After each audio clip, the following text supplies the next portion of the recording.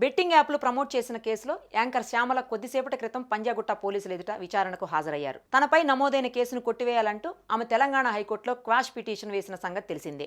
దాంతో న్యాయస్థానం శ్యామలను అరెస్ట్ చేయొద్దని పోలీసులకు ఆదేశాలు జారీ చేసింది. అలాగే విచారణకు సహకరించాల్సిందిగా ఆమెకు సూచించింది.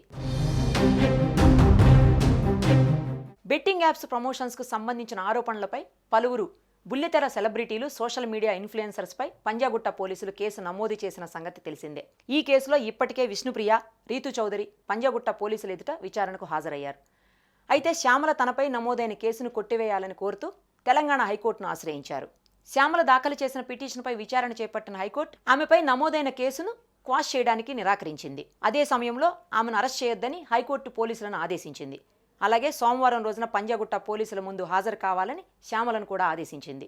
ఈ కేసు దర్యాప్తులో సుప్రీంకోర్టు మార్గదర్శకాలను అనుసరించాలని హైకోర్టు పోలీసులను ఆదేశించింది. ఇందులో భాగంగానే శ్యామల ఈ రోజు ఉదయం పంజాగుట్ట పోలీస్ స్టేషన్కు వెళ్లారు. ఇక ఇదే కేసులో ఇప్పటికే media influencers Rithu Chowdary, TV anchor విష్ణుప్రియలు సైతం పంజాగుట్ట పోలీసుల ఎదుట విచారణకు హాజరైన విషయం తెలిసిందే.